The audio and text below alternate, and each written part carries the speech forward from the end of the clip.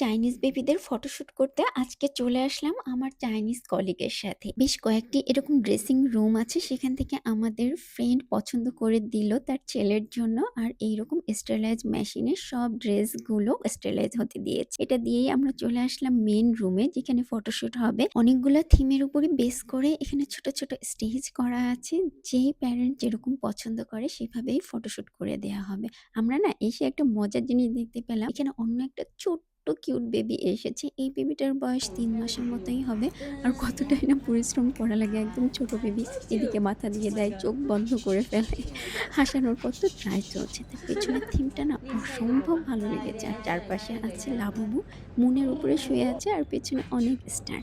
দ্বিতীয় সেটিংটা ছিল এই ছোট্ট বেবিটার এই লাল সাদা থিম। চাইনিজরা তো লাল কালার খুবই পছন্দ করে, বিশেষ করে কোনো বিশেষ অকেশন সেই সময়ের জন্য। আর এই রেড কালারটা একদম ফ্রান্স ফ্ল্যাগের যেরকম রেড থাকে সেই রেড কালারটা। এই বেবিটা অনেক বেশি কোঅপারেটিভ ছিল। ছোট বেবি তো শুধু একটু বসতে কষ্ট হচ্ছিল। আর লাস্ট ফটোটা ছিল ওদের প্যারেন্টসের সাথে। প্যারেন্টস দুটাও খুবই ইয়াং এবং খুব সুন্দর দেখতে।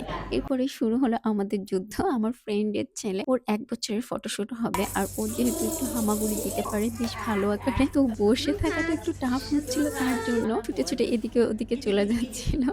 এটা বেশ একটু কষ্টই ছিল। লুকাস বেবি কখনো বসে আবার কখনো দাঁড়ানোর চেষ্টা করে। সেই সময়টাতে ও তখনও পুরোপুরিভাবে নিজে যে দাঁড়াবে সেটা পারত না। আর বাচ্চাদের ছবি তোলা না আসলেই অনেক ডিফিকাল্ট, যেটা আমি আজকে যে বুঝলাম যে এত সুন্দর ছবি যে আমরা দেখি সোশ্যাল মিডিয়াতে, তার পেছনে কতই না পরিশ্রম করতে হয়। এই যে এখানে লুকাস বেবি সেকেন্ড ফটোশুট করা শেষ, থার্ড ফটোশুট চলছে প্যান্ট ছাড়া ডাইপার পরা।